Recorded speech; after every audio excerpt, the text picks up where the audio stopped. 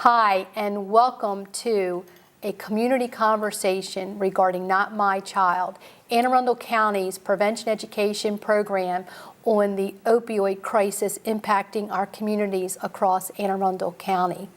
You know, we've been spent the last 3 years crisscrossing Anne Arundel County with our prevention conversation in our high schools and churches and libraries and community association groups with our panel discussion discussing prevention, recovery, reducing the stigma attached to addiction, and most importantly, the goal is no new users. So I'm so pleased today that we have in joining our conversation our elementary school parents from the Chesapeake cluster in Pasadena. And what's important about this is because prevention starts with our youngest, and our parents have to understand the deadly outcomes associated with addiction that is acquired from prescribed medications and illegal substances. So let me get started by introducing parent leadership from the Chesapeake cluster. Corinne? Yep. Hi, Nancy. I'm Corinne Frank, and I'm the PTA president at Bodkin Elementary. I have 2 children, but only one is in school still, and my son is in 1st grade, my son Cullen. And this is a really important conversation, and I'm really glad to be a part of it. Well, and I thank you for being here. Thank you. Hi, Nancy. Rob Clark. I have one beautiful daughter. She is in Bodkin Elementary. I am need to be more active participant in the PTA, as my friend here would say. And I am proud to identify as a recovering addict and alcoholic, just over 14 years of recovery from opioids. That's wonderful. And we're just so pleased that you're joining us so that to share life in recovery in that it can be very successful. So thank you, Rob. Hi, Nancy. Hey, I'm Lisa. Lisa Newbert. I'm the PTA secretary at Lakeshore Elementary. I have a son, Ryan, in 2nd grade there, and a son, Mason, in kindergarten there. I'm involved with this panel, as you know, because opiate epidemic has reached my family. I lost my brother almost 10 years ago, and I strongly believe in the no new users. Yes, everyone needs it, but the no new users is my belief, and the open conversations and age-appropriate conversations for my boys now are what I believe is the most important to reach the Anne Arundel County goal. Well, I'm going to start by just quickly sharing with you what we've learned from our teenagers through the student assemblies that we've done across the county. You know, the students are telling us at the high school level, it's too late. Thank you for the student assembly, thank you for the information, but we're already using. Is it really an eye-opener, their candidness of just what they are using and why? So I'd like to start with asking you, how successful do you think we're going to be by addressing this conversation and bringing it to the elementary school parents? Because it's most important that we understand as parents when they're just the youngest, that as they grow, they acquire their independence. So what page do all the parents need to be on as children graduate from elementary school to middle school to understand where they are, who their friends are, and what could they be getting into? Lisa? I believe that my most important part is having an open conversation with my children. At this age, at 5 and 7, the parents are the world to the kids. They come and they tell you everything you need to know, probably things you don't want to know about everything they've done. And you want to keep that open conversation and that flow going when they get to middle school, where that's not the norm and that's not what's comfortable to, oh, I'm going to go talk to my mom about something. I believe having that open conversation and that open dialogue in your household will, at an early age, will help it keep going through the tougher years when they're being addressed with people who are their friends that they've known since kindergarten, and now all of a sudden that person's made a wrong choice and they're coming to my child, and my child's like, well, I've known them for so long, they wouldn't steer me in the wrong direction. So the open conversation in between child and parent, I believe, is of vital importance. I would agree. I don't Corinne? think that there's too young of an age to start, honestly. My father was an addict as well, and he died when my son was 2.5. And I told him, Pop took medicine that he shouldn't have taken, and he died. And you have to be really careful with medicine. And even at a 2 to 3 year old level, they understand that. You know, they get medicine at a young age, and oh, Mommy, can I have it? It tastes like grape, or it tastes like bubble gum. And you have to say, no, no, no. Medicine is only used when Mommy gives it to you, and you can only take so much, or it hurts you. And you can start that conversation very young, and I think everybody should. I think that even my 3-year-old, you know, she understands some of those concepts. So I think that this is a good conversation to start before school. Yeah, you know, I think one of the things that's been very important to me over the years, you know, having grown up obviously in the system, I got sober when I was 17. Did that mean I got clean and sober? No, of course I went down the other paths. One of the things was always, it was a stigma. So it was, what are we going to tell people? What is, oh, my son's an addict, my son's an alcoholic. As you know, and I'm very proud to identify as a recovering addict because there is no stigma with that. In fact, I believe that more people need to see that, more people need to hear it, because if we're not proud of what we've been through and the choices that we've made, because at ages 5, 6, 7, they're making choices. Kids are growing up. This isn't some big shock to them, but don't feel like this is abnormal and that you're all alone out there. I mean, we see this all over the place. And, for me, giving back is important because I didn't have that ability to relate to somebody and the ability to relate to somebody that was young. So, education, being very forthcoming, and, our daughter, Megan, she's 10, and you would never know it because we don't hide things from her because too many people hide behind things. Well, your children are still in elementary school. In a couple of years, they're going to be graduating one up. Well, 10 years old. Is that 5th grade now? Yeah, I'll Okay, be on so Social she'll be in Security by then. middle school next year. Things do change. And, as parents, we all learn as we're raising our children. So I'm just curious, because my girls are all grown now, and I'll just like to open this conversation up this way. I was speaking to a new panelist for Not My Child last night, and she's 30 years old. She's also a mother of young children, and she was telling me, grew up in the Chesapeake feeder system, and at her junior prom after party, went to a party, and young people were drinking, but then some kids brought and cracked pills on the table. She had never seen that before. And, but then there was exposure there with somebody at the party knew to bring pills and do something with them. And so that's what I'd like to focus on and now I'm going back, she's 30, that's 12, 13 years ago. We're in the midst of a crisis. How did we get here? I'm learning how we got here because I'm reading the book Dreamland. I'll throw that plug in for a good read. But where I'm going with this is parents.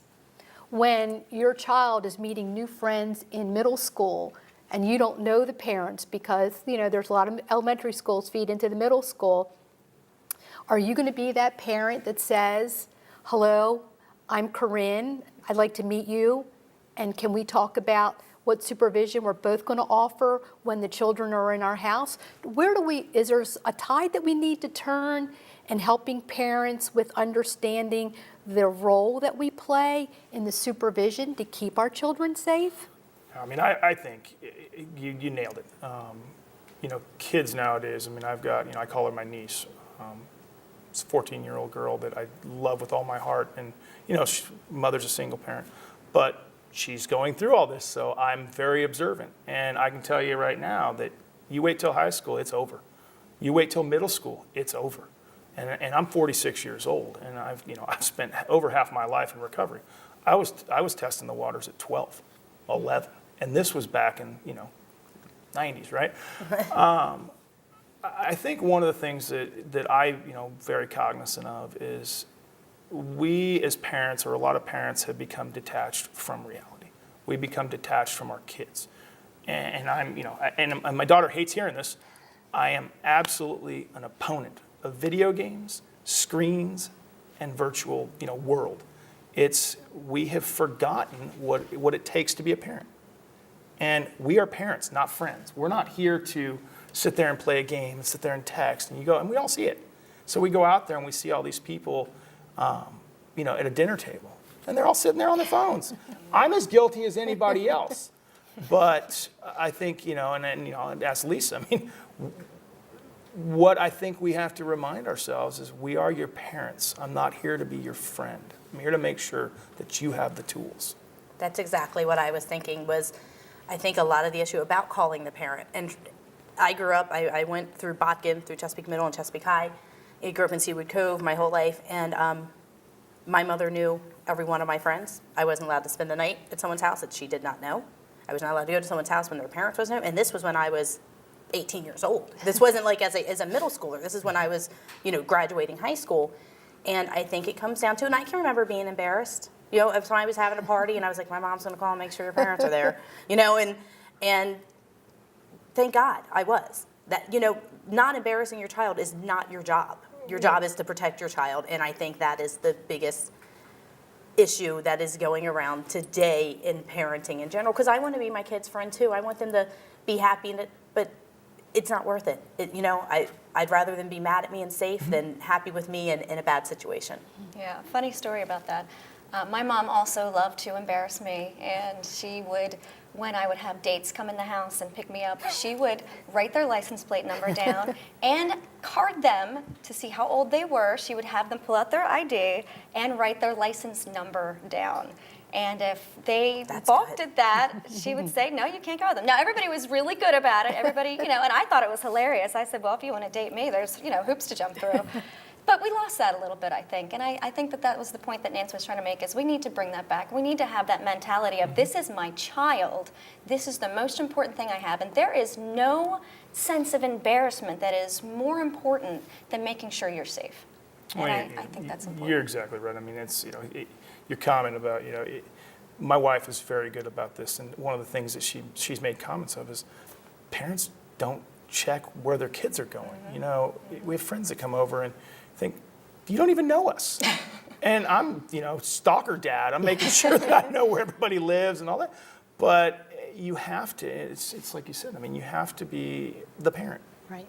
So we're having the conversation with elementary school parents. We're tweaking the Not My Child conversation to encourage the elementary school parent to really, I'm calling get on board with the movement, to understand all the distractions that are out there for our young people, because it's 2018 with all these, I call it the evil distractions that can grab a child, because kids don't know any better. And when I say it's 2018, the kid who grew up in 1945 also had challenges, the distractions, but they're really, really different.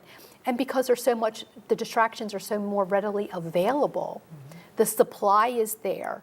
And so help me understand, what is it going to take? How do you think we can move forward in getting a movement of the elementary school parents to all come together and really agree on this? Because that's the challenge, I think, is because parents, look, we have parents that are smoking weed with their children. They think there's nothing wrong with that. So therefore children or young people are like, there's nothing wrong with smoking weed. But when you talk to the right people that understand the gateways to addiction, alcohol, tobacco, and marijuana are very much a part of it. So, help me understand, what can we add to the conversation to get the attention of the elementary school parent?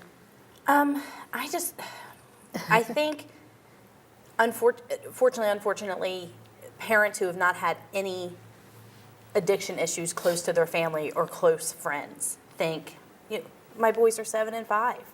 If I wouldn't have lived through this with my family, I'd be like, oh, they're too little.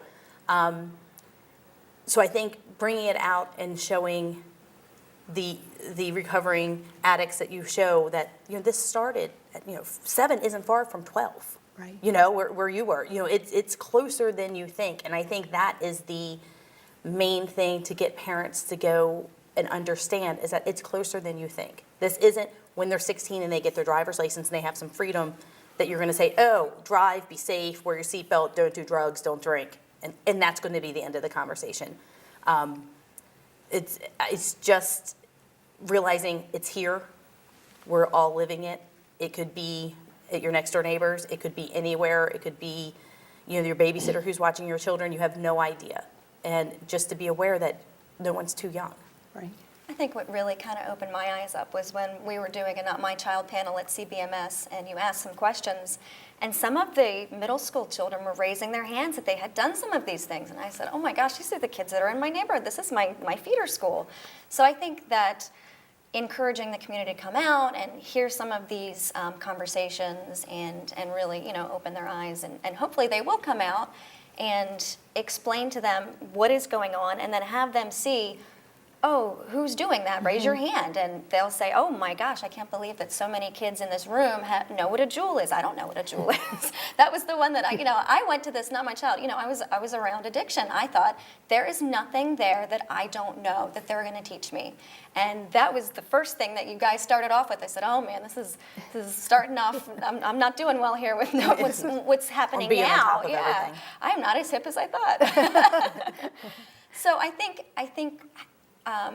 Facebook is a really good way to bring, if we have some of these messages on Facebook, come to these Not My Child, that's where people are really geared in, and then get them there and then show them you don't know what's going on, and really, pound home that message that we have got to work harder, we've got to do better. What we're doing now is just not enough. Corinne, the jewel, because I just learned about it myself through Not My Child, through the middle school students, I went and purchased a jewel at the local vape shop. And because it really grabbed my attention, because I've been told that the jewel is actually sitting on our desk, the student desk, and the teachers don't know that that's not a USB drive because of the shape of it. It is a miniature size vape, the electronic cigarette. And what was most alarming to me is the size. It's slim, it's very slim. It looks like a USB drive, or almost looks like, the lead pencils you can buy and you have a case for a lead pencil, looks like that as well. But the little container that contains the nicotine, it's just drops of fluid that is equivalent to a pack of cigarettes. And this just happened in my family just the other evening. I had a 12-year-old at the house for dinner who goes to one of our local elementary schools, and I pulled it out to show the family, this is a jewel. And the 12-year-old said, oh yeah, they're very popular at school. And can I ask, Nancy, how much did that cost? $58. Okay, wow. And middle school students have them in their possession, and I actually asked the owner of the vape store, how are they getting them? Some of them are brave enough to walk into the store and try to purchase, which is illegal, and they're being declined. But apparently, they're having someone of age purchase the jewel for them. But it's become very popular amongst the middle school students. On the online flea market, I've seen them for $20 and $30 before, and I'm guessing that they're not really carding. So. Well, it's going to be my new prop for Not My Child. So when we're out doing our panel discussions, I'm going to be showing it, as a prop, so parents will know what it looks like. But I would like to now talk about Not My Child. We talk a little bit about the person in recovery, the family, how it impacts, because addiction it is a family disease. Everyone is impacted by it. Anne Arundel County has implemented safe stations. We launched safe stations in April of 2017. And there's been over 500 people have walked into a fire department in Anne Arundel County asking for help, because the fire station is a safe location. If you're that person that's actively using and you've decided, I need help today, you can literally walk into a fire station, ask for help. The paramedics assess you, make sure there's not an immediate emergency. medical emergency that needs attention, and they call crisis response. A clinical social worker responds, and they begin the conversation for treatment, what's appropriate for that person. Do any of you know anyone that's walked into a safe station or has used a safe station? No. No. Can't say that I do. Well, Would I? would you? Well, I as think someone, that's, yeah, you no, know, I it's a think good that's the better question. Would I have? Depends on the circumstances. I mean, and the unfortunate reality is with addiction, you have pseudo-ready and then you have real ready. Unfortunately, far too often, as we see with the statistics, and you see it on, Anne Arundel County Police Blotter, by the time that real ready or real bottom hits, you're dead. Would I have gone to a fire station? Yeah, I think I would have if I was scared and I didn't know where else to go. Do I know of people, and I'm originally from Southern California, and so do I know of people that have used outlets like that? Yes. I think it goes back to the question you had before, what do we need to do? As I mentioned, one of the challenges that I had growing up as an addict, as an alcoholic, and it's addiction, period, was who do I relate to? As I always say, it's great theory versus application. Great, you all are sitting here talking about something. What do you know? And it's a cold hard fact. For me, it was always, and I've worked with different law enforcement agencies. I work in public safety. I'm very much about giving back, but I'm also very much about beating the problem proactively. So the safe station is a very good reactive solution. You need them, especially with the spike in users that we have. Proactively, the first thing that I would say is, what do you know? Where have you been? Do you really know what I'm going through? And you got to speak their language. I mean, and there's some cold, hard language that comes out. But as I've said, I can sit here and I can wear, I work in, white collar society. I've, been very, very fortunate, very blessed in every capacity. But can I take this suit off and look just like anybody else on the street, all sleeved up, tatted? Been there, done that. Can I speak the language? You bet. And if you think this is an inner city problem or some, lesser income area problem or solely in West Virginia and Kentucky, you got another thing coming. So I think it's very important for the parents to understand from somebody who's a parent that knows, and not just me, I'm not some white knight horse rider here. There's plenty of us out there. You all live through it too. You've got voices, and those voices need to be heard. Right. So for prevention purposes, how do you feel, what are your beliefs regarding the school system? Where does prevention fit into the day-to-day curriculum in our schools, starting at the elementary school level? I just believe in, again, I think, Rob, you said earlier, is not hiding anything. Not, being open as you can be, that the school system lets you be with children about what's right, what's bad. Right now at Lakeshore Elementary, we have a no smoking campaign going on, and all the kids have walked by and signed their thing. I think just not saying cigarettes are bad, don't smoke them, does not work for everybody. There are some children that, not my children, but there are some children, if you say don't do that, they don't do it. I've heard that rumor that some children do that. But I think you need to do more than just tell them don't do that. You need to talk about why and what it can lead to. And there are different levels to talk about it. I'm not talking to my 5 and 7-year-old about heroin and needles. I'm talking about, you brought up medicine the other day. I give my 5-year-old cough medicine. 20 minutes later, he coughs again and says, I need more medicine. Yeah. Well, that's not how it works. Too much medicine is bad. Mm-hmm. We don't borrow someone else's medicine and take because you thought you had the same thing. We see the doctor on our own. Having that as an open conversation and talking to your kids and telling them why you're doing something and not just don't do something. Well, you're speaking a language they understand too. Yes. I mean, if you're talking medicine, whatever it be, Motrin, something like that, it's medicine. And it's the trigger. I mean, let's get real here. I mean, I started the opioid crisis. I mean, we joke about that, but we hear about it now. I lived it, and nobody had heard of it, to the point where DEA actually asked me, how do we get in front of this? This was 14 years ago. Mm-hmm. And because it was so new. And that the inherent problem is we all would see, oh, it's prescribed by a doctor. It's okay.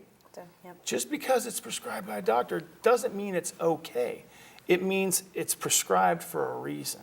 Now, I'm not going to sit here as an addict and say, all prescription drugs are bad and narcotics and opiates are bad. No, they're designed for a purpose. As an addict is somebody that has the propensity to go down that path, which a vast majority of our kids do. They need to be able to understand in that language, and that's the perfect way to do it. And we did it with Megan.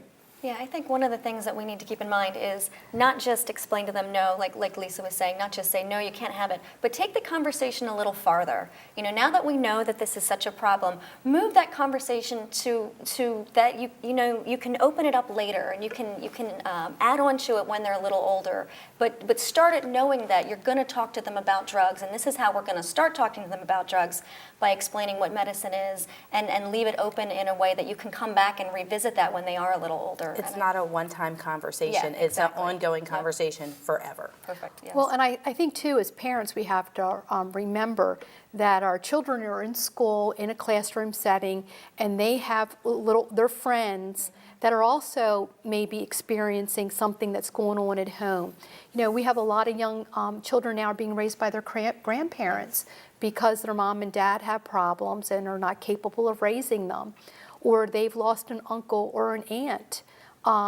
So we have children in the classroom that have their own family experiences. So therefore, I'm the believer that, asking children, our children, how was your day?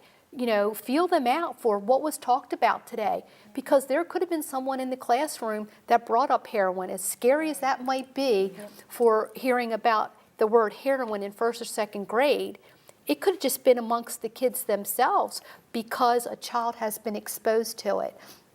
And I bring that up because in working with people, the therapists that I've gotten to know that are out there doing the after-school programs in our schools, because we actually do have, through Pathways, has prevention outreach. And our after-school programs facilitated by Recreation and Parks, they actually are talking about prevention. And through those conversations in the after-school setting, children are sharing with the therapists that are there, the clinical social workers, introduction of heroin in their households as in elementary school. So I'm bringing that up because it's so widespread. We as parents who are talking about the medicines at 5 and 6, your children may have picked something up and you're not the wiser, because you wouldn't think to say, have you heard about anyone in your little circle of friends talking about heroin and having a family issue? Well, I think, for me, and let's see, for me and us, anything and everything is discussed. So if they're going to potentially run into it, yeah, she knows what heroin is. She knows how people use it, because the fear element of that. Fear is a very powerful motivator. But, you look at what is it, if I was looking at these things in the 5th and 6th grade 400 years ago when I was in the 5th and 6th grade, they are now. Mm-hmm. I gave a 1-year token to a 14-year-old recovering heroin addict girl. 1 year. When did she start? So there is never too early. Right. I'd like to conclude today's conversation by thanking our panelists, Corinne, Rob, and Lisa, for being here today to start the new movement we've got afoot with our elementary school parents with full intent to prevent addiction from impacting any families. So I encourage everyone to visit www.aacounty.org/heroin. That's where you can find all the information available through Not My Child and our future events. So I encourage you again, feel very strongly about the conversation, and I am so excited about the introduction of the conversation at the elementary school level and how we're going to move this this fever through all our elementary school parents to change the way we view the use of prescription drugs with the goal of no new users. Thank you.